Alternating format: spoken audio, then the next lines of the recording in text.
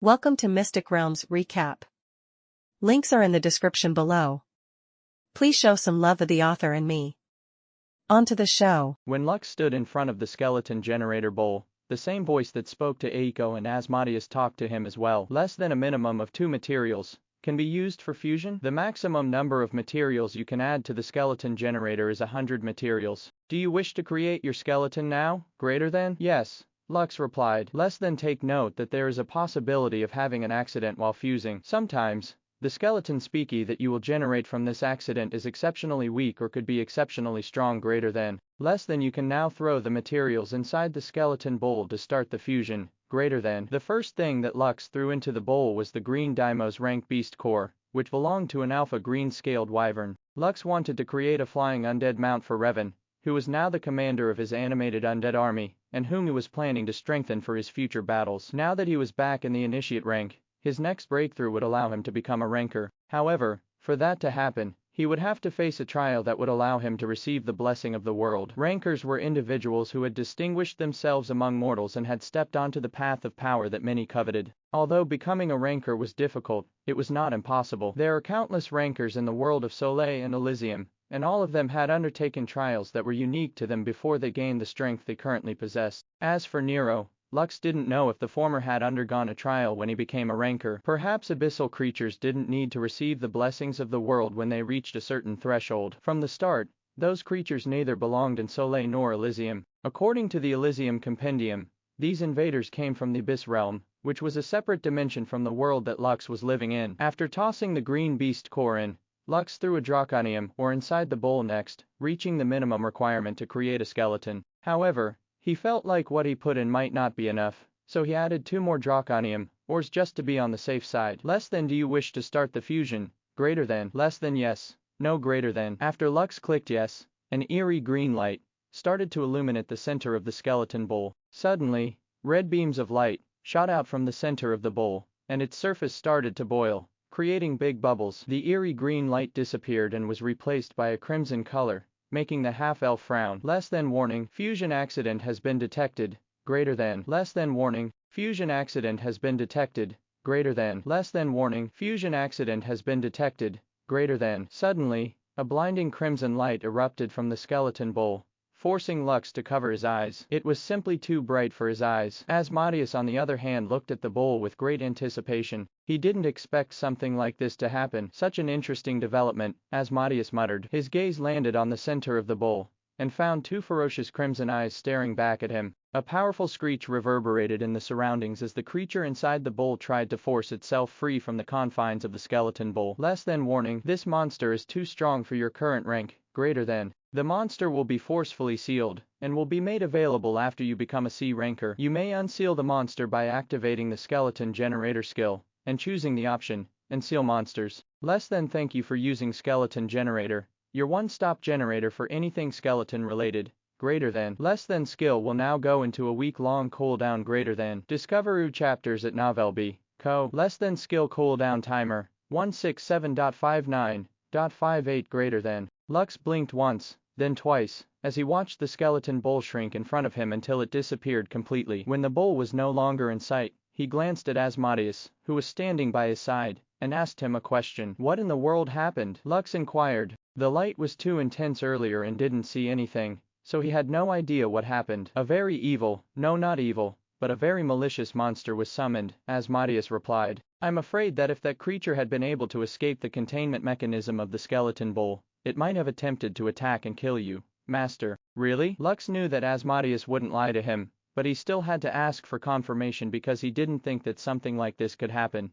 When creating a skeleton monster, Boomer and Ithaka weren't aggressive monsters, and simply stood obediently after they were summoned. I need to be a C ranker to unseal that monster. Lux shuddered after looking at the information on the skeleton generator page inside of his soul book. After clicking the sealed monster page, he saw the creature that had tried to break free from his control earlier and eyed it critically. It was frozen in a block of transparent ice, preventing it from escaping. The sealed monster had 4 wings protruding from its back, and these wings wrapped around its body, preventing Lux from seeing what the creature looked like. However, a glance was enough to tell Lux that his monster was around 7 to 10 meters tall, based on the size of its body and its curled up state. Sorry, Revan, Lux said as he looked at his animate undead commander. Looks like you will have to wait for a week before I try to create a new subordinate for you. The fallen wargod gave a faint smile before nodding his head. I'm not in a hurry, Master, Revan replied. I don't mind waiting. The fallen war god's eyes glowed golden for a few seconds, before returning to their silver color. For some reason, the half-elf could sense that Revan found the entire incident quite amusing despite not showing many facial expressions. He really looks like Silver Surfer,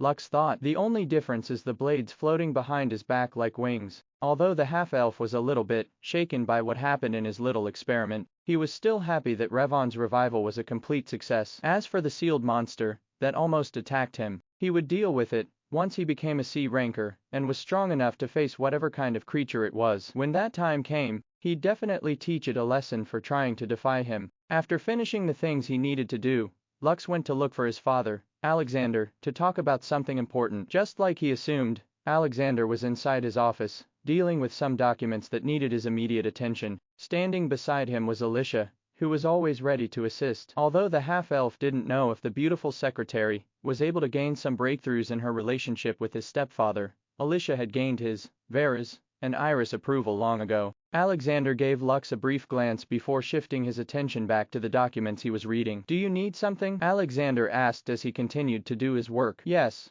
Lux replied. If possible, I was hoping that Father will forbid Iris from joining the future expedition for the Gate of Famine. Okay, Alexander answered in a heartbeat, making Lux think that he had misheard him. Alicia, who saw the half-elf's dumbfounded expression, suppressed a giggle before giving Lux a serious gaze. The last gate, that will unseal the fifth and final gate of the sacred dungeon, will undoubtedly be very difficult, Alicia stated. Because of this, the headmaster never had the intention to let Iris join, knowing how dangerous the expedition would be. Even if you didn't come here to make a request, Iris would still not be allowed to join the expedition to conquer the Gate of Famine. Lux breathed a sigh of relief. It seemed that his father also knew how dangerous the last mission would be. The silver-haired man, whom Lux believed to be a high-ranking noble from the Abyssal world, was making him feel restless. The half-elf didn't know if the Abyssal noble would make an appearance again, so he deemed that the last gate should be off-limits to his fiancée, whom he didn't want to get hurt. The rulers of the 6 kingdoms talked to me yesterday,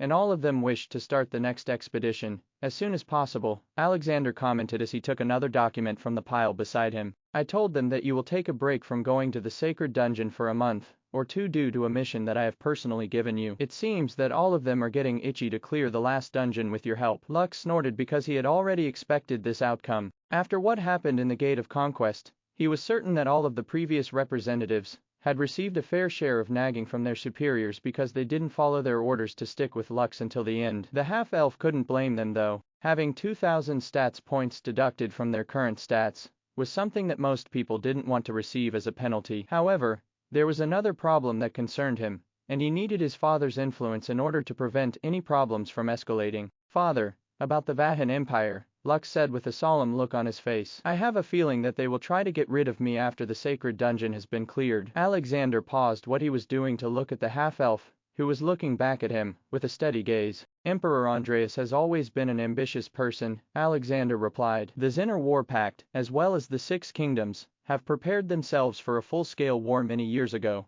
but for some reason, the Skystead Alliance hasn't made any moves. According to the spies we have planted in the Vahan Empire, Emperor Andreas seemed to be looking for something, but to this day, they still have no idea what it is. However, one thing is certain, they are using all of their resources to ensure that the sacred dungeon will be conquered. I have a feeling that when the seal of the 5th gate is opened, rankers will be allowed to enter the domain of the fallen. Lux's eyes widened in shock after hearing his stepfather's words. The domain of the fallen was a trove filled with treasures that they still hadn't had the chance to explore. The reason for this was simple. The monsters that guarded these treasures were all Daimos and Argonaut ranked monsters. A Daimos ranked monster could only be defeated by a team of rankers. Even Lux didn't dare to fight Daimos ranked monsters with the forces he currently had. This was why, when they entered the domain of the fallen, he had chosen the route that would allow them to steer clear of these powerful monsters, who would only treat them as bite-sized snacks. If rankers were allowed to enter the domain of the fallen, then the treasures, monsters, and other resources inside it would definitely be taken by the different factions, who would treat the domain as their exclusive farming area. 2 months, Alexander stated. A week after your birthday, you will head inside the domain of the fallen to clear the Gate of Famine. I will not allow you to venture in until then. Do I make myself clear? Lux blinked once then twice after hearing his father's words. So many things were happening around him that he had already forgotten about his birthday. Judging by the look on your face, it looks like you forgot about it, Alicia commented from the side and gave the half-elf a teasing smile. That won't do. Iris has been pestering me to prepare a birthday party for you, so you'd better not kick the bucket until after that, okay? Of course, Lux replied. I'm still young. How can I possibly kick the bucket? I have many things that I need to do. There is also the issue with my guild. Alexander and Alicia looked at the half-elf who was currently the guild master of the only mythical guild in the world. To this day, they still had no idea how Lux did it, but since he was part of the family, they would protect his secret to the grave. There is also one thing I need to ask you, Alexander said with a frown. Is there something wrong with Mother? It has been a long time since the incident back in the Vatan Empire. She should be better by now. No, this time, it was Lux's turn to sigh. He had also been feeling anxious as of late because his grandma was still inside Blackfire and was wrapped inside a silver cocoon. Lux would always check her condition, but for some reason, Vera seemed to be in a state of hibernation. In truth, the half-elf was worried that the backlash she received when she saved him in the Vatan Empire was more serious than he thought. Because of this, he didn't dare to forcefully awaken his grandma because she might receive another backlash, and this time, it might end her life for good. Grandma is still inside Blackfire, Lux replied. As to when she will wake up, I don't really know. Alexander lightly tapped his table with a finger as if deep in thought. Alicia, who was also on good terms with Vera, already considered the old lady to be her mother-in-law. Because of this, she was also worried about her condition. But, seeing Lux's helpless expression, she knew that there was nothing any of them could do aside from wait for Vera to awaken on her own. Alexander once again took a document from the side of his table and returned to do his duties as the headmaster of the academy. You can leave now, Lux, Alexander stated. Also, since you will be going to the Rowan tribe with Sai and Iris, make sure to prepare a gift for Kay's family members. Maximilian likes rare ores, so if you have some in your possess. Alexander wasn't able to finish his words because he sensed a subtle fluctuation of magical energy in front of him. When he raised his head, he saw the half-elf holding 2 draconium ores in each hand, which made him narrow his eyes. How many do you have? Alexander asked. A lot, Lux replied. I need 100. Okay. Alicia's body subconsciously shuddered after the exchange between the two because she was quite familiar with the rare metal in Lux's hands. Draconium ores could easily fetch millions in auction houses. That was how rare it was. In fact, it was so rare that it would only appear in auction houses once every 6 to 10 years. Since Lux could easily give his stepfather 100 of them without batting an eye, it meant that he had more in his possession. Give Maximilian a dozen, and I'm sure he'll be over the moon for it, Alicia said with a sweet smile on her face. Who knows? He might even arrange for you to marry. Alicia didn't finish what she was going to say and simply smirked at the half-elf, who suddenly felt goosebumps all over his body. Lux didn't know what Alicia was thinking, but he had a feeling that it was certainly not good. A few days passed, and the time to leave Barbados Academy to head to the Rowan tribe had come. In the distance, a giant flying manta ray, escorted by several smaller ones, steadily flew toward Barbados Academy to pick up Sai, Lux, Iris, and Keen. The one leading this escort mission was none other than Xander's father, Hector, who was a ranker that belonged to the Rowan tribe. After everything that happened inside the sacred dungeon, they decided that it would be best to escort their high priestess back to the Rowan tribe, instead of letting her travel back without people protecting her. The relationship of the Rowan tribe with the 6 kingdoms was relatively smooth on the surface, but Kay's grandfather, Maximilian, didn't want to take any chances and sent Hector as insurance. It has been a while, Hector,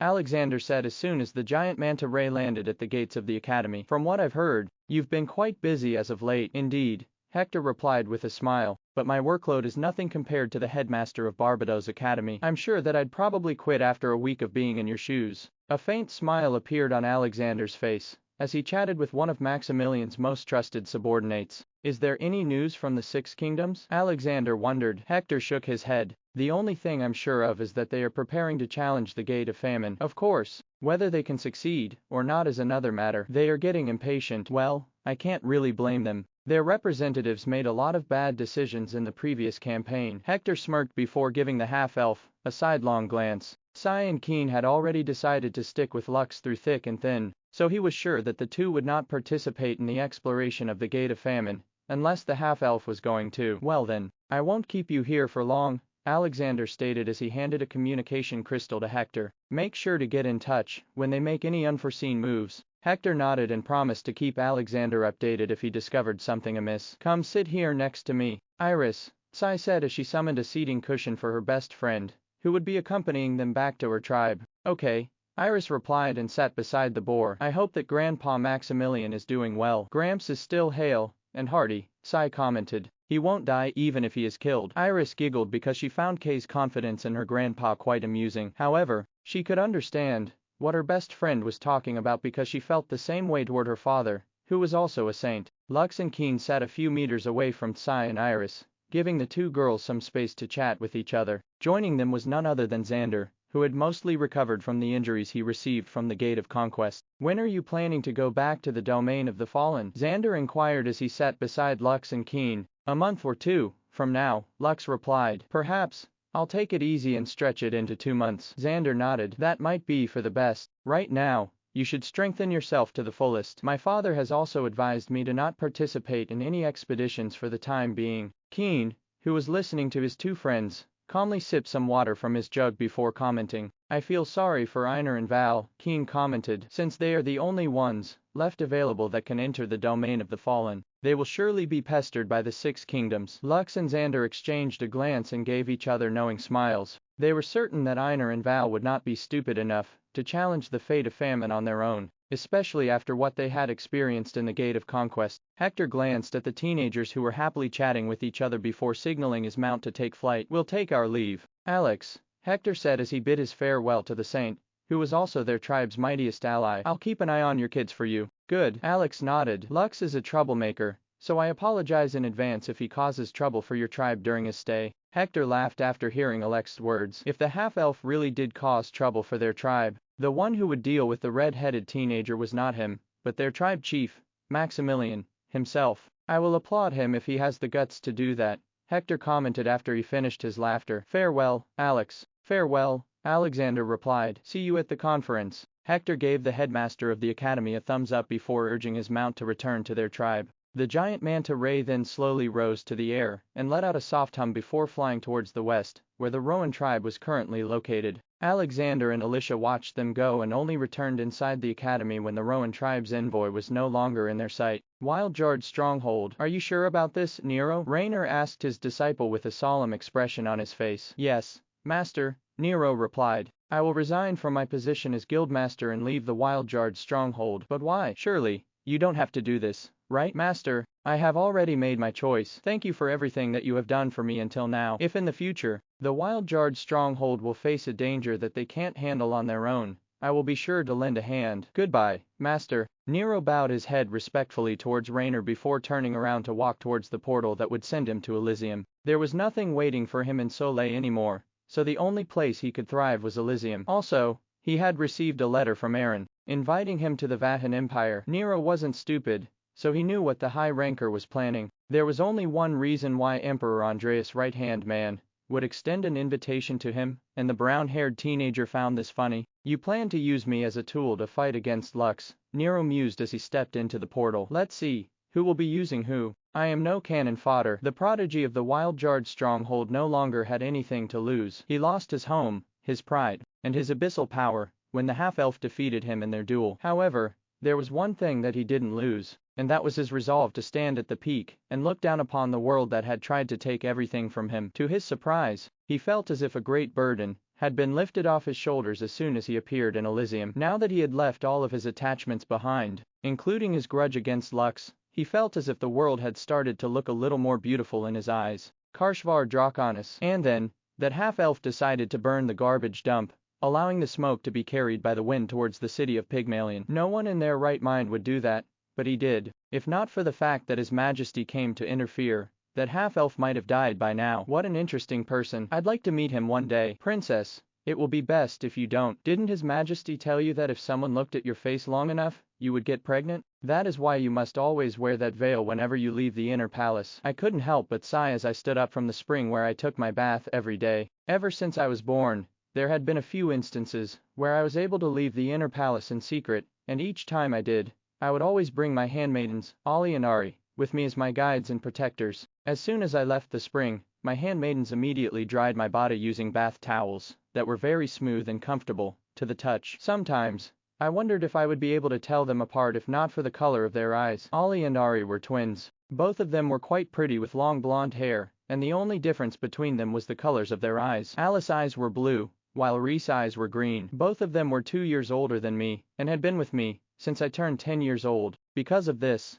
I grew very fond of them. The only thing I disliked about them was their overprotectiveness. Do they really think I am a gullible child? I thought as I walked past them to check myself in the full-body mirror that had been gifted to me by my father on my 14th birthday. How can someone get pregnant just by being stared at by people? Perhaps they think that mother didn't tell me that girls get pregnant when someone holds their hands. Silly Ollie and Ari. They must think that I'm ignorant. The corner of my lips rose as I looked at my reflection in the mirror. I gazed at my long purple hair, that was as smooth as silk, and eyes, that were more beautiful than rubies. 2 small golden dragon horns could be seen on top of my head, which identified me as a proud member of the golden dragon tribe. My skin, which was as white as cream, was unblemished by anything. I didn't know if this was a good or bad thing, but Ollie and Ari always said that they were envious of my skin's complexion. Well, the two of them would praise me for everything, and always tell me how beautiful I was and whatsoever. There was even a time when I just yawned, and the two of them said that it was the cutest thing they saw in their life. At first, I was flattered by their praises, but as time went on, I wondered if what they were telling me was the truth, or if it was just a way to get on my good side. Have they grown a little bigger again? I muttered as I lightly cupped my breasts, which had entered a growth spurt a few months ago. I turned 17 a few months ago, and ever since then, my body started to show signs of maturing, which made me a little bit happy. Ollie said that at the rate my body was maturing, I would reach C-cup soon. I don't really understand what C-cup meant, but I decided to just nod my head as if I understood what she was talking about. Mothers were bigger than mine, I thought as I looked in the mirror. Maybe I should ask her more about the changes happening to my body at a later date. After admiring myself in the mirror for a few minutes, I allowed Ollie and Ari to dress me up as usual. When they finished, I wore the veil covering my face, and activated the magic that was imbued in it. A moment later, a plain-looking girl was reflected on the mirror's surface. Now that my disguise was ready, it was time for me to sneak out of the inner palace to explore our domain. This time, I'll go to the outer reaches, I thought with a smile.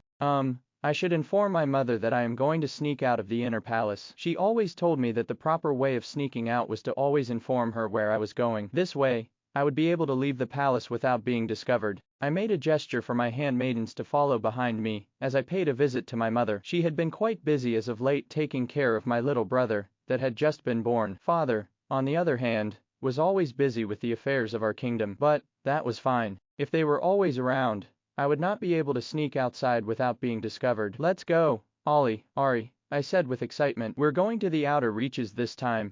You are really going there, Your Highness? Ollie frowned. Half-elves are known for eating young dragons, you know. What will you do if he eats you? That's right, Your Highness, Ari commented. Please reconsider. I gazed at my 2 handmaidens who were looking back at me with pleading gazes. For a brief moment, I hesitated when I heard that half-elves eat young dragons. However, I was not someone that just anyone could bully. If he dares to bite me, I will bite him back, I said with confidence. Besides, the only thing that has meat on my body is my chest. If he tries to bite them, I will definitely make him sorry. Now, enough chit-chat. Let's go see mother and inform her that I am on my way to the outer reaches. Ollie and Ari exchanged a glance before nodding their heads at the same time. If that is your wish, Your Highness, then it shall be done. Good. Let's go to the outer reaches. Dear, Valerie has just left. A beautiful lady, with long purple hair, said to the round mirror in her hand. She's headed to the outer reaches. Understood, the Dragon King replied. I'll take care of it. A minute later, hundreds of rankers, accompanied by a handful of high rankers, departed from the capital city of Karsvar Draconis. Their mission was to ensure that the Dragon Princess, who had successfully snuck out of the inner palace, would not encounter any danger along the way. This was already part of their regular routine, hiding their presence from the beautiful, yet gullible, princess who thought that informing her mother was the right thing to do whenever she planned to sneak out of the inner palace to play outside. Valerie was the beloved daughter of their king. If someone was stupid enough to lay their hands on her, the rankers, who were hiding their presence, would definitely make that person regret that they were even born into this world. Rowan tribe. I'm back, Gramps, Sai shouted as soon as the giant manta ray landed on an open field, which was surrounded by tents of all sizes. The Rowan tribe was a nomadic tribe, and they would move from place to place depending on the seasons, or if their chief decided that it was time to go. After hearing Kay's shout, her tribesmen gave her a warm welcome, which made the shameless boar very giddy. Iris, let's go to my room, Sai said. I'll show you the treasures I collected in the outer reaches. Fei Fei helped me find them all. Da Wei. Fei Fei smiled from the top of Kay's head, which made Iris giggle. Sounds good. Aiko, Are you coming with me? Iris asked as she patted the baby slime on her shoulder. Aiko nodded because she also wanted to stay with Iris for the time being. The boar led Iris to the biggest tent, while Hector led Lux and Keen to one of the tents beside their tribe chief's main residence. Stay here for the time being, Hector said. I will send someone to call for you once the preparation in the main residence is finished. Lux and Keen nodded their heads and went inside the tent as instructed. The first person they saw when they entered the tent was a handsome young man who was sharpening a short sword with a whetstone. He had short green hair and eyes as blue as the sky. The half-elf gave Lux and Keen a brief nod of recognition before shifting his attention back to the short sword in his hands. Gerhardt Senel, Lux thought. I forgot that he was staying here in the Rowan tribe. They had seen this person in the tournament, and the latter had left a lasting impression on everyone who had witnessed his battle with the 6th Elven Prince of the Elswith Kingdom, Inlil Nephian. Keen also knew of Gerhardt because he had seen him when Sai brought him to the Rowan tribe to stay for a time. Although he didn't talk much with Gerhardt,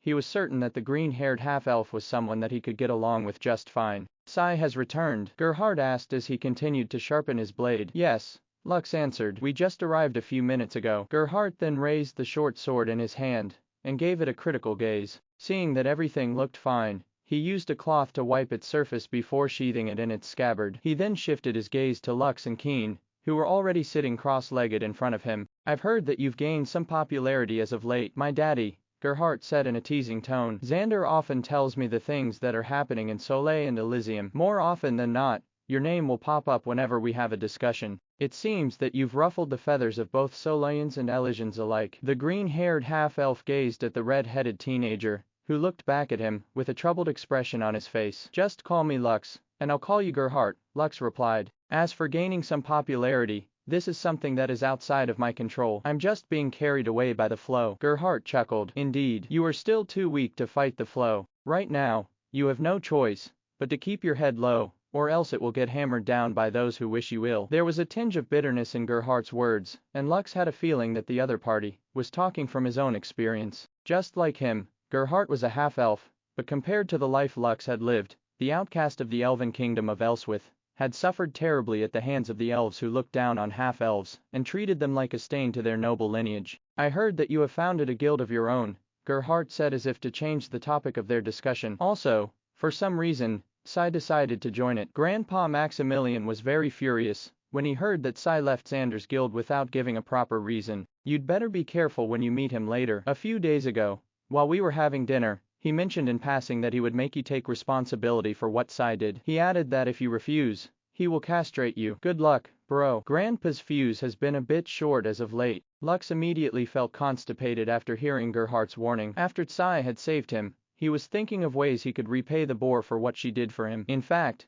he was prepared to give Sai the legendary artifact that great General Sherlock had given him after he defeated Nero. The half-elf knew that the shameless boar liked treasures. He was hoping that a legendary item was enough to repay the favor that Sai had done for him. If it still wasn't enough, he was willing to look for other treasures in order to compensate her. This was what he had decided back in the Gate of Conquest. However, Gerhardt's words made him feel like a legendary item would not be enough to satisfy Kay's grandpa, Maximilian. Fortunately, I have some draconium ore with me, Lux thought. Since Sir Maximilian is a blacksmith and a jewelsmith, I'm sure that he will be very happy to have some rare ore to play with. Gerhardt didn't know what Lux was thinking, but after seeing how pale his face suddenly became, the green-haired half-elf felt as if he should stop teasing him for the time being. Tell me more about your guild, Gerhardt said. What kind of guild is it? Is it bronze or silver? Neither, Lux replied. Lux, who was still in a daze, casually answered Gerhardt's inquiry. Fortunately, his subconscious mind kicked in at the last moment, and it helped him give a neutral answer. However,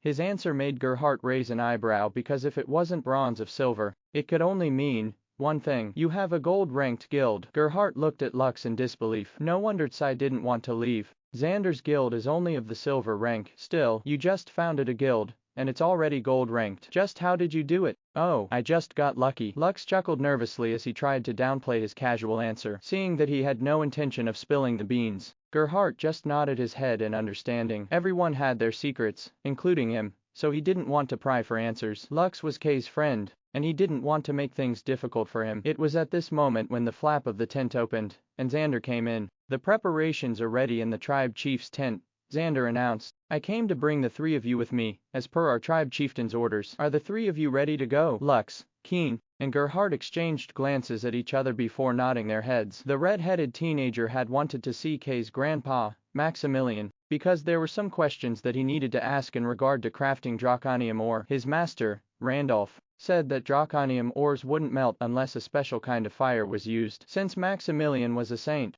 as well as a blacksmith and a jewelsmith, the half-elf was hoping that the tribe chieftain of the Rowan tribe would be able to give him the answers that he was looking for. Rows upon rows of delicious food were laid on top of the table, which made Lux subconsciously gulp. Kay's grandpa had prepared a feast for them, and even Keen, who didn't usually show much reaction to food, had an eager look in his eyes. We are all gathered here today to celebrate Lux, Kay's, Xander's, and Keen's amazing performance inside the Gate of Conquest, Maximilian said as he raised a wine goblet. Cheers to the brave new heroes of the world. Cheers. After everyone drank from their wine cups, the feast was officially in full swing. Eat a lot, Fei Fei, Sai said as she filled up the baby golden slime's plate with pork chops. And Fei Fei happily nodded her head as she started to chew on one of the pork chops that were piled up on her plate. Iris, who was seated beside Sai, also started to hand-feed Eiko with grapes, which the baby slime liked very much. Lux smiled as he looked at his beautiful fiancée, who acted very differently when surrounded by many people. When it was just the two of them, Iris would act in a very casual manner, unlike now. Her current state was in full etiquette mode, which she had learned from an early age. Even the way she fed grapes to Eiko looked so graceful and elegant that Lux was very tempted to tease her. However, he didn't do that. Lux knew that Iris needed to maintain her image as the daughter of a saint when she was with other people. Having known this, he wouldn't do anything to distract her, and simply enjoyed the food that was in front of him. He wasn't aware that Maximilian was paying close attention to him as he tried the many delicious dishes that were exclusive to the Rowan tribe. 2 hours later, a very satisfied Lux patted his belly. Although he had eaten many delicious foods at Barbados Academy, all of them were too classy for his taste. The cooking of the Rowan tribe had a more homey feel to it, which he enjoyed very much. When all the dishes had been cleared up and refreshments were served, the members of the Rowan tribe left one by one as if this was a pre-arranged setup. It didn't take long before the only people remaining inside the dining area were Lux, Iris, Sai, Keen, Gerhardt, and Maximilian. The chief of the Rowan tribe calmly sipped tea as he looked at the teenagers, who would usher a new era to the world. After emptying his cup, he placed it on top of his table and shifted his gaze to the boar, whose belly was bulging because she had eaten too much. Maximilian heaved a helpless sigh before shifting his gaze toward the red-haired half-elf, who had a satisfied look on his face. Since everyone seemed to be in a relaxed state, Maximilian decided to break the ice in order to ask some questions. Everyone here is not a stranger, and is already aware of Kay's true form, Maximilian said with a smile. Before anything else, I would like to thank everyone for taking good care of her, as well as apologize for the hardships that all of you have suffered whenever she accompanies you for a time. The saint gave everyone a brief bow before getting into the crux of what he wanted to say. Lux, my granddaughter joined your guild without stating a proper reason for her departure, Maximilian said. Since I know that she will not return obediently, can you kick her out of your guild? Sai, who was feeling a little drowsy due to how full she was, immediately perked up after hearing her grandpa's words. Grandpa, you can't, Sai shouted as she walked towards her grandpa and sat beside him. I can't leave Lux's guild right now. It is very important that I stay. Silly girl, you're just making things difficult for everyone, Maximilian replied sternly. Do you know how everyone in the tribe reacted when you quit Xander's guild? They thought that someone in the guild offended you. Such a thing happened, Sai asked back. Gramps, I'll explain it to everyone later, but I can't really leave Lux's guild right now. My future depends on it. Maximilian arched an eyebrow as he looked at his granddaughter before shifting his gaze to the half-elf, who was slowly, but surely, trying to stealthily sneak out of the dining area. Lux, where are you going? Maximilian asked in a calm manner. Actually, I think that I ate too much, Sir Maximilian, Lux replied with a cramped smile on his face. And nature is calling me. Well, since nature is calling you, should I prepare a grave that is 6 feet deep for you? Maximilian asked with an amused tone. I'll be more than happy to send you back to Mother Nature's embrace. Lux subconsciously shuddered because, although Maximilian's words were said in a calm manner, he felt as if he already had one foot in the grave. Oh, on second thought, I think I'm good, Lux stated as he returned to where he had been sitting a moment ago. A faint smile appeared on Maximilian's face as he gazed at the half-elf, whose smile was twitching every now and then. Oh, on second thought, I think I'm good, Lux stated as he returned to where he had been sitting a moment ago. A faint smile appeared on Maximilian's face as he gazed at the half-elf, whose smile was twitching every now and then. Now, tell me, Lux, Maximilian commented. What did you feed my granddaughter for her to be so adamant about staying in your guild? If you don't give me a proper explanation, I will be forced to take drastic measures. Lux was unable to meet Maximilian's stare, so he looked at Sai, who was looking back at him, with a hopeful gaze. The half-elf sighed internally because he couldn't possibly kick Sai out of the guild, especially after what she had done for him. Because of this, he decided to take a stand in order to repay the boar, who had sacrificed her life to save him. Iris, who understood what Lux was going to do, lowered her head so that her beloved wouldn't be able to see the smirk on her face. She had known Kay's grandpa for a few years, and she understood that Maximilian had no bad intentions. The blue-haired beauty was sure that Maximilian was merely curious why his shameless granddaughter was dead set on staying in Lux's guild, when he could provide her with anything that she wanted, which only led to one answer. Lux's guild had something that couldn't be found in Xander's silver-ranked guild. Maximilian continued to stare at the red-headed teenager for a few minutes without saying a word. He had already assumed that Lux was hiding a secret that he couldn't reveal so easily. However, for the sake of his granddaughter, he had to know, and this was one of the reasons he invited the half-elf to the Rowan tribe. A few minutes later, a sigh escaped Lux's lips as he summoned his soul book. He then opened it and went to the page where his guild information could be found. After giving it a long hard look, another sigh escaped his lips before making his soul book float towards Maximilian. Soul books were private things, and only people who were given permission by their owner could see what was written inside of them. Maximilian grabbed Lux's soul book and held it firmly in his hands. He then read the information that was written in it, so he could better understand what was making Sai unwilling to leave. Half a minute later, after he had finished reading Lux's soul book, the saint's body stiffened. He read it a second time to ensure that he didn't misread the words written on it. However, after double-checking, he confirmed that he hadn't made any mistakes. Unbelievable, Maximilian muttered as he raised his head to look at the half-elf, who was looking back at him with a steady gaze. It was at that moment when the saint finally understood why Sai didn't want to leave Lux's guild, despite the fact that he could provide her with anything that she wanted. Lux, we need to talk tonight in private, Maximilian stated. I have some important things to tell you, so I hope that you will free up your schedule this evening. Lux nodded his head. Of course, Your Excellency. Before leaving Barbados Academy, Alexander had talked to Lux in private about the possibility of sharing the secret of his guild with Maximilian. The chief of the Rowan tribe was Alexander's most steadfast ally, so he hoped that Lux would inform the former about the secret of his guild so that the short-tempered saint of the Rowan tribe would become one of Lux's strongest supporters as well. Maximilian smiled as he looked at the half-elf, who became more pleasing in his eyes. Since the red-headed teenager was the guildmaster of the only mythical guild in the world, it was only right to make him a permanent ally of the Rowan tribe. I guess I need to talk to Sai before I talk to Lux in private tonight, Maximilian thought as he rubbed his chin. After all, her future happiness is currently at stake here. Grandpa, you called for me? Sai asked as soon as she stepped foot into her grandpa's workshop. Yes,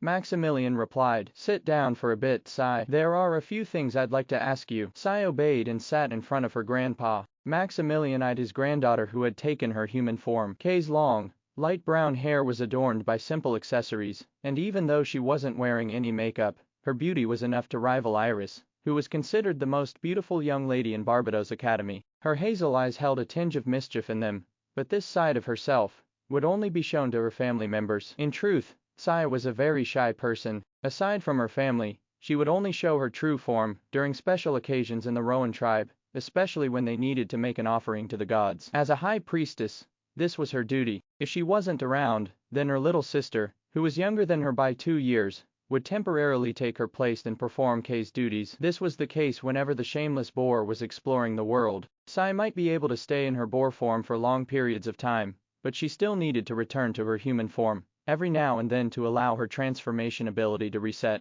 If she continuously kept her boar form for an entire week, there was a chance that her transformation would be undone when she least expected it. This was why whenever she was alone, or in a place that she deemed safe enough, she would return to her human form in order to ensure that her transformation wouldn't be undone by accident. The saint of the Rowan tribe stood up and pressed his finger over Kay's head to check her current condition. He didn't have a chance to do this earlier because they were busy preparing to receive their guests, and Sai was keeping Iris company. A minute later, Maximilian pulled his finger back and sighed. The injuries you received this time are quite serious. It has also diminished a lot of your true essence, Maximilian stated. At most, you will need 3 months to fully recuperate, but during this time, you can only stay in your boar form for 3 days straight before reverting to your human form. Sai nodded. I know, Grandpa. Don't worry, I promise that I will be careful. Maximilian nodded because he knew that Sai wouldn't allow anyone to discover her true form by accident, aware that it would only endanger her. Her transformation was a way to hide her special body constitution from the world. Those who sought to gain power using any means necessary would jump at the opportunity to kidnap her from the Rowan tribe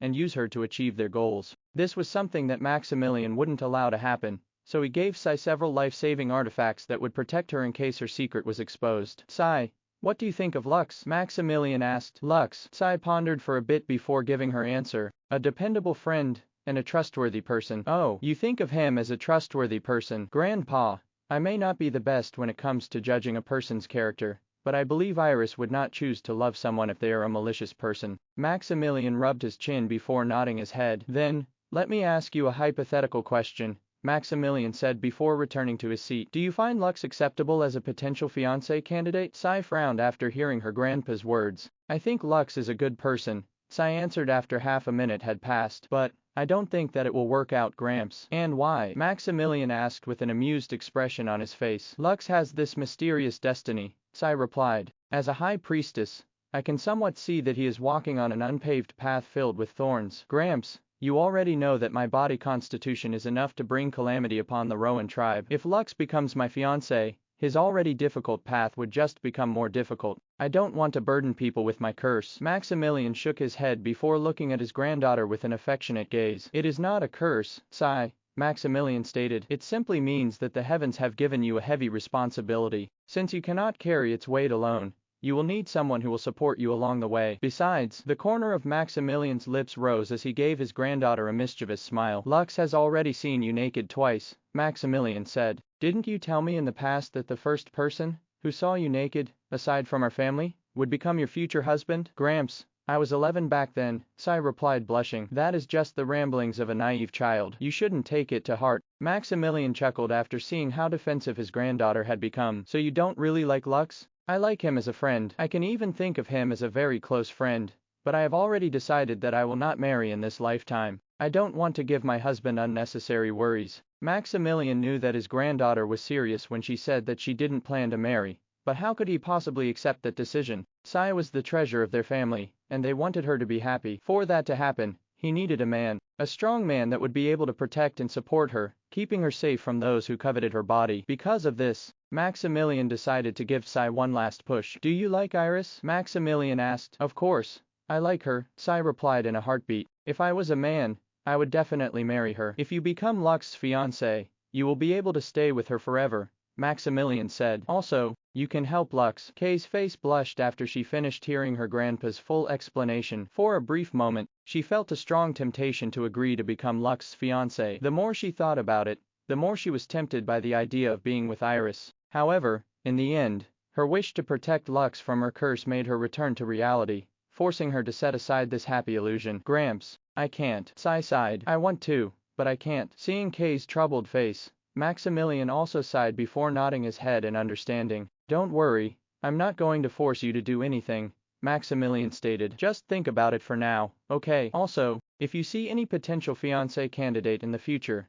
don't hesitate to tell me about it. Gramps, I don't plan on marrying. You're still young. Perhaps you will change your mind in a year or two. Don't worry. Whatever decision you make, the Rowan tribe will always be behind your back. Sai looked at her grandfather, who was also looking at her, with a knowing smile. The two stared at each other for half a minute before chuckling at the same time. I'll go back to my room now, Sai said as she stood up. Iris and I will sleep together tonight. Fei and Eiko will be with us as well. Okay. Maximilian nodded. Good night, Caitlin. Good night, Grandpa, Sai replied before giving her grandpa a respectful bow. A moment later, the beautiful young lady left the room, leaving Maximilian behind. When he was sure that Sai was already a safe distance away, Maximilian waved his hand, and the ornate closet that was located at the corner of his room opened wide. Inside it, Lux stood with his arms crossed over his chest, and a complicated expression could be seen on his face. Take a seat, Lux. Maximilian gestured with a smile. I hope I didn't keep you waiting for too long. Lux nodded and walked out of the closet to sit opposite the saint of the Rowan tribe. Maximilian thought that it would be a good idea to hide Lux inside his closet while he talked to his granddaughter. He believed that this would allow the half-elf to know what Sai honestly thought about him, without being influenced by other people. Now, tell me, Lux, Maximilian said as he gazed at the red-headed teenager in front of him. What do you think of my granddaughter? Now, tell me, Lux, what do you think of my granddaughter? Maximilian's question made Lux frown. He didn't know why the saint had prepared such an elaborate setup in order for him to hear Kay's thoughts about him. Also, Sai had appeared in her human form. Although she didn't go out of her way to make herself look beautiful, her beauty was something that Lux had known about long ago. Sai is one of my closest friends, Lux replied. This was what he truly felt about Sai, and he was very grateful to have her as a friend. Maximilian nodded after hearing the half-elf's reply. He had already deemed Lux to be a worthy fiancé candidate for his granddaughter, not because he was Alexander's stepson, or because he was the guild master of the only mythical guild in the world. The saint of the Rowan tribe had a very good impression of Lux, because of his personality and strength. He had proven time and time again that he was capable of going above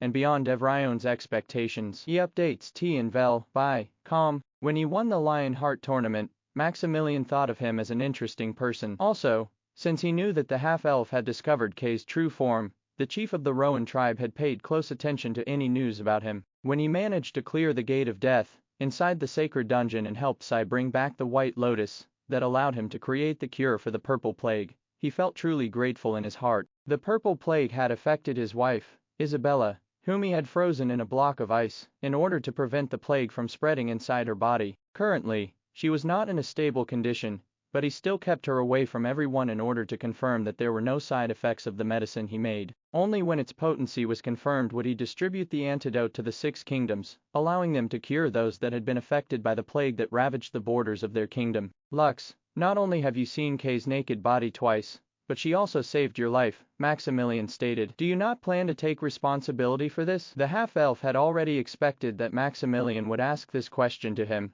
so he had prepared an answer beforehand. I owed Sai my life. Because of her, I was able to clear the Gate of Conquest, Lux replied. If there comes a time when her life is in danger, I will not hesitate to go to her aid and help her to the best of my abilities. This help also extends to the Rowan tribe. If Sir Maximilian finds something very difficult for him to handle and needs my assistance, you can call for me for help. Maximilian chuckled after hearing Lux's answer. This was a very safe answer, and it would not break his ties with the Rowan tribe in the future. However, there was one thing he found pretty amusing, and that was the part where his tribe would need his assistance, when he, a saint, was already there to safeguard his tribe's interest. Tell me, my boy, is there something that a saint like me cannot handle? Maximilian asked in a teasing tone. Do you really think that I will need help from someone who still isn't a ranker? Maximilian wasn't scared of anyone, and there were only a handful of individuals that could contend with his strength. For him, anything could be solved by using his fists. Because of this, the Rowan tribe was able to move anywhere unhindered. He was expecting Lux to answer his question with a no,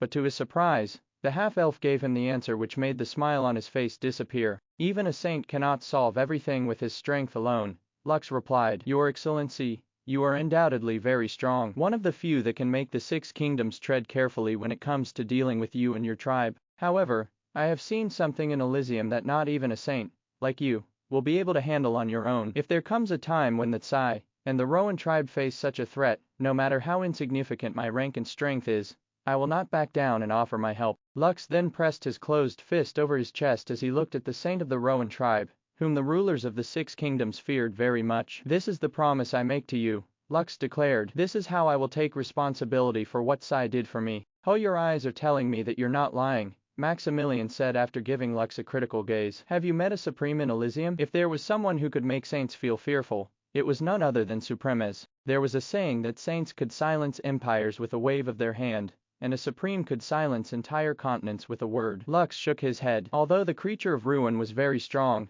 it was not a supreme. At least, the one he saw wasn't. He didn't know if it could reach the supreme rank once all of its heads were awake. The half-elf shuddered at the thought of such a beast being controlled by an organization that didn't bat an eye in exterminating an entire barony, just because of a woman's hatred. If the creature of ruin were to appear before the Rowan tribe, he was certain that even if Maximilian fought to the death, the demise of their entire tribe would have already been set in stone. I saw a peak calamity monster, Lux replied. A creature so strong that a dozen saints can only hope to seal it in place? Maximilian arched an eyebrow as he listened to Lux's words. Although he found the half-elf's story unbelievable, he was inclined to believe it because he could tell that Lux was telling him the truth. Very well, Maximilian smirked. Although I hope that such a day doesn't come, no one can tell what tomorrow will bring. Remember your promise, boy, and remember it well. I will hold on to your words for now. Thank you, Your Excellency, Lux felt relief inside his heart because he could tell that he had managed to convince Maximilian to no longer force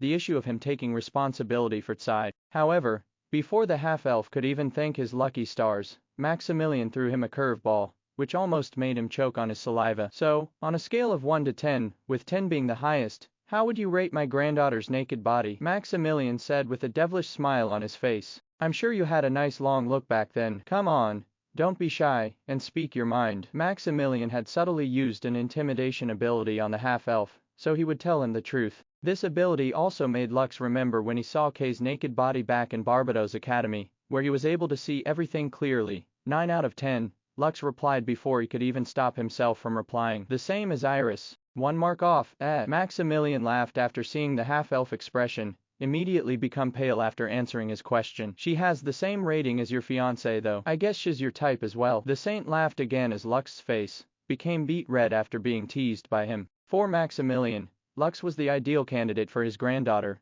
but since the two of them just thought of each other as friends, he decided to wait for now. Starting as friends is also good, Maximilian thought. It is better than falling in love instantly, and falling out of love the next day. He experienced something similar when he was young, so he understood that true love wasn't something that could be rushed. The saint just hoped that if Tsai would choose someone to help share the burden she was carrying, it would be none other than the half-elf, whose face was currently beet red, due to the small prank that he had pulled on him. He would rather have someone who truly cared for her granddaughter, than a womanizer whose only goal was to get under a lady's skirt. Tsai was his beloved granddaughter, and anyone who dared to treat her as a tool in order to gain unimaginable power, would be crushed under his merciless hooves. On the next day, Lux was woken up by a loud squeal from a pig that sounded like it was about to be slaughtered. Originally, he planned to ignore it, but for some reason, the squeal sounded very familiar to him. It's not possible, right? Lux muttered as he got up from bed and did a bit of stretching. However, the squeal only became louder as the minutes passed by, making him frown. Out of curiosity, Lux got out of his tent and went to where the squealing was coming from. It was then he saw an unexpected scene that made him wonder if he was still dreaming. Tsai, the shameless boar, was tied up and hung upside down over an open fire. Standing in front of the bonfire was a young lady, with hair that only extended down to her shoulders. Just like Kay's human form, the young lady had sun-kissed skin and was quite a beauty as well. Lux believed that given 2 to 3 more years, the young lady would blossom into a charming lady that would make the heads of any man turn to look at her. Currently, this young lady, who seemed to be at least 2 years younger than Tsai, had her arms crossed over her chest as she looked at the squealing pig, with a determined look on her face. Xander, add more rosewood to the fire, the young lady ordered. Priestess, I think you should calm down a bit and talk with Tsai in a calm and civilized manner, Xander replied anxiously. Are you going to do it, or should I also have you tied up, so you can be roasted alongside her? The young lady asked with a glare. How many should I add? Xander's attitude had a complete reversal after receiving the young lady's glare, which made his heart tremble. The young lady sneered after seeing Xander's change of heart. A dozen will do. Make sure to pick the ones that burn well. Tsai, who was still tied up on a stick, squealed louder as she hurled insults at Xander, who betrayed her. Xander, you traitor, Tsai roared. I hope you grow bald in a year. I will pray and ask the gods to make you impotent. Xander, who had just been cursed by Tsai, looked at the young lady with a smile. Priestess, a dozen won't do, Xander stated. How about we make it 2 dozen? Good, the young lady replied. I want to see her burn. The half-elf watched as Xander threw several logs of wood on the fire, making it larger. Lux couldn't believe that Kay's retainer, who would give his life to protect her, didn't dare to provoke the young lady, whose hands were now resting on her hips. Just what the hell is going on? Lux thought as he scanned the surroundings. The members of the tribe were looking at the spectacle sneakily through the partitions of their tents. Those who were outside were pretending that they weren't seeing anything as they went about their business. It was at that moment when Lux spotted a middle-aged man peeking through the tent of the main residence. Recognizing the other party, the half-elf looked at him in a dumbfounded manner, as if sensing Lux's gaze. Maximilian hurriedly let go of the tent flap as if nothing was happening. Even Sir Maximilian didn't want to offend this young lady. Lux thought, just who is this girl? Keen, who stood not far away, looked at the young lady as if she was an angel. He had never seen anyone bully Tsai so much that it made him wonder if he was still dreaming. Just like Lux, he hurried over after hearing Kay's squealing, but, after seeing this scene and the reaction of the Rowan tribe, he also assumed that the young lady, who was wearing a priestess robe, wasn't someone simple. Tsai, whose entire body was now being licked by the orange flames, squealed louder and started to cry crocodile tears. "Don't do this to me, Rose," Sai pleaded. "How can you do this to your big sister? Where did my cute little sister go?" "Shut up," Rose replied. "While you were out playing, I was the one doing all of your responsibilities. You even missed our yearly migration ceremony. Grandpa has spoiled you so much. It's time for you to know your place." Without another word, Rose took out a whip and was about to whip the tied-up boar, when a hand caught her wrist, preventing her from swinging her whip. "I think that's enough. Don't you think so?" Lux asked. Rose, whose wrist had been held by the half-elf, turned her head to look at Lux and glared in his direction. "You must be that half-elf that my sister and Hector talk about," Rose commented as she looked at Lux from head to foot. "This is a family affair. I would appreciate it if you didn't intervene." "I can't do that," Lux replied firmly. "Sai saved my life, so I can't watch her suffer." Sai, who heard Lux's words, looked at the half-elf with a grateful expression. "That's right, my daddy," Sai shouted. "You tell her who's boss." While Lux was confronting Rose, a golden baby slime snuck out of the tent and hurried to where her master was. Sai was tied up by metallic chains, preventing her from breaking free. Seeing that her master was bound tightly, Fei Fei fearlessly jumped up toward Sai, despite the flames that were licking Boar's entire body. Just as Fei Fei was about to bite through the chains that bound her master, a whip coiled around her body and pulled her away. "It seems that my sister had found a very loyal pet," Rose said as she held Fei Fei with her left hand, preventing the baby slime from breaking free. "Still, such loyalty is rare and must be rewarded." Rose then kissed Fei Fei's forehead, making the golden slime stop struggling. A moment later, Fei Fei yawned and drowsily closed her eyes to sleep. "Rose, you monster!" Sai, who saw what Rose did to Fei Fei, started to struggle more than ever. "How dare you do that to Fei Fei?" "Shut up," Rose replied before shifting her attention to Lux. "Can you let go of my hand now? I am doing a cleansing ceremony here, and you are getting in the way." "Grandpa, take this guy away, or else I won't cook you dinner later." Maximilian then exited the tent and looked at his granddaughter with fawning eyes. "Don't worry, I'll explain everything to him," Maximilian stated as he grabbed hold of Lux. "Come, Lux, let's have a bit of a chat. Keen, do you want to join us?" "No," Keen replied. "I'll stay here, Sir Maximilian." "Okay, just don't get in the way of the ceremony. Do you understand?" "Yes, sir." Maximilian then gave the swordsman a brief nod, before dragging Lux to the main tent, which belonged to their family. Keen continued to stare at Rose, who was now chanting something as she whipped Sai every now and then, making the boar wail pitifully. As someone that had been bullied by Sai almost every day, seeing someone bully her back made the skinny swordsman feel as if he was looking at an angel who had come to bring salvation to the world. Amidst Kay's continuous, pitiful squealing, Keen suddenly achieved enlightenment. For a brief moment in time, it seemed that the peace that he had been looking for ever since he left the mountains was finally within his reach. Sai has been neglecting her duties as of late, and the one performing her work is none other than Roseline, Maximilian said as he served Lux a cup of tea. She's Kay's sister and is 2 years younger than her. As you can see, Rose has a very strong and straightforward personality, but she is a very kind and loving girl. She's not always in the tribe because she usually stays on our ancestral grounds, along with her parents. Their duty is to watch over the members of our tribe that had been infected by the purple plague and prevent their condition from worsening. Rose is our tribe's second priestess, and, just like Sai, she has very strong spiritual powers. You must have been surprised to see that no villager tried to help Sai despite the fact that everyone here treasures and loves her, right? Lux nodded because he thought that anyone who tried to hurt Sai would receive the collective beating of the members of the Rowan tribe. However, none of them stepped up to help her, which made him wonder earlier if he was still dreaming, or not. "The priestesses of the Rowan tribe are our spiritual leaders," Maximilian stated. "Their status in the tribe is nearly equal to mine. Also, Rose setting Sai straight is a natural occurrence, so everyone is already used to seeing this scene." Maximilian chuckled because it had been a while since he had seen his granddaughter, who liked to bully others, getting bullied back by her own little sister. Just like Rose said earlier, what she was doing was a ceremony. Maximilian resumed his talk after having a good laugh. "It is a cleansing ceremony that will allow Sai to heal physically and spiritually. Since I have finished making the medicine for the purple plague, and Sai has returned to the tribe, I've decided to call Rose back for the time being. That way, she can take the medicine to our ancestral grounds, as well as perform the cleansing ceremony on Sai. This ritual will also heal the hidden injuries that Sai received during your expedition in the Gate of Conquest. You're planning to take a break from going to the sacred dungeon for a month or two, right?" "Yes," Lux replied. "Good. Sai will stay here in the Rowan tribe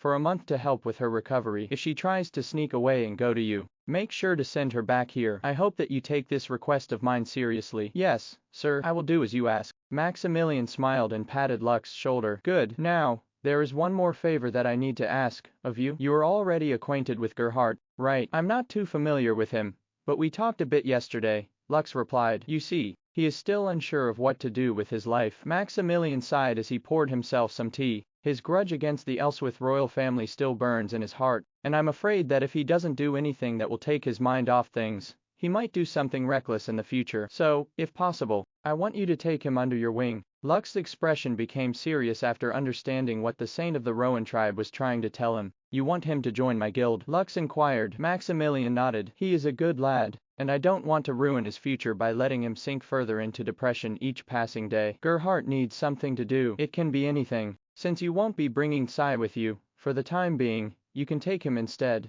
Lux scratched his head for a while before agreeing to Maximilian's request. He was currently in need of trustworthy guild members, and since the saint of the Rowan tribe recommended Gerhardt, he was willing to give his fellow half-elf a chance to think of things aside from revenge. Kay's squealing had completely died down in the background, and Maximilian thought that now was the right time to go out. When the two of them exited the tent, they saw Sai sleeping on the ground. Her dark brown fur looked so glossy, it was as if she had just soaked in the hot springs. Lux couldn't find any injuries on her body, and from the way the shameless boar was snoring peacefully, it seemed that she wasn't in any pain at all. Maximilian unceremoniously picked Sai up and brought her inside the tent. Rosaline, on the other hand, carried the sleeping Fei and entered the tent behind her grandfather. Xander, who had aided Rose in burning Sai earlier, invited the half-elf, Keen, and Gerhardt, who had also arrived at the scene earlier, to have breakfast in their tent. Lux and the others accepted the offer because they felt that Maximilian, Sai, and Rose needed some family time together. To their surprise,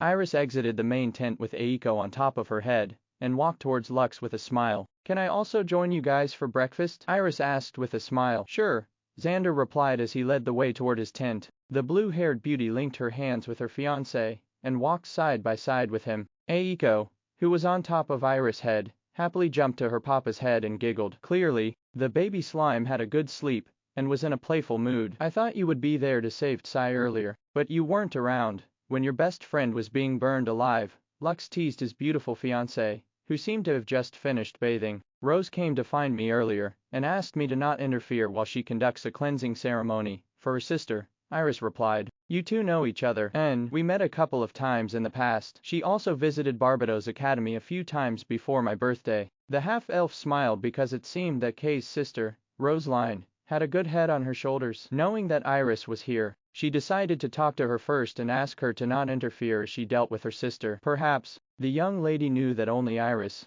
would dare to get in her way if she performed the ceremony without informing her. The only person she didn't expect to appear was Lux, whom she had seen for the first time in her life. Iris slowed down her pace in order to let Xander, Keen, and Gerhardt walk ahead of them a little more before whispering in Lux's ears. Tell me what happened last night after breakfast, okay? Sai didn't tell me anything last night, but she seemed a little dazed when she returned to our room to sleep. Suddenly, Lux remembered what Maximilian told Sai last night, and couldn't help but smile. It seems that Sai really likes you, Lux whispered back to Iris. If she was a guy, she would definitely ask for your hand in marriage. Iris giggled as she lightly squeezed Lux's hand. Well, if Sai were really a guy, I just might have accepted his offer for marriage. You're trying to make me jealous, right? Yes. Did it work? A devilish smile appeared on Lux's face as he lightly squeezed Iris' hand, and leaned a little closer to his fiancée. It did, Lux whispered. I'll punish you tonight for it. Iris blushed after hearing Lux's threat, which she would happily welcome any time. However, they were currently away from Barbados Academy, and she was afraid that she wouldn't be able to keep her voice down when her beloved punished her young and delicate body with his sensual touch. Don't worry, I'll be sure to cover both of your lips so that no one but me will hear your voice, Lux said softly. Unknown to the two lovebirds, Xander and Gerhardt heard their talk, making them want to tell Lux and Iris to go get a room. However, they kept it in, and pretended that they didn't hear anything. They even increased their pace to get away from the two lovers behind their backs, who were taking their sweet time talking about the things that they were going to do to each other inside Iris' room. Only Keen, who was still thinking about Kay's little sister, Rose, was unaware that the half-elf and the blue-haired beauty were planning to do something tonight, which would make Sai unable to go to join Iris in her room. Thank you for watching Mystic Realms Recap.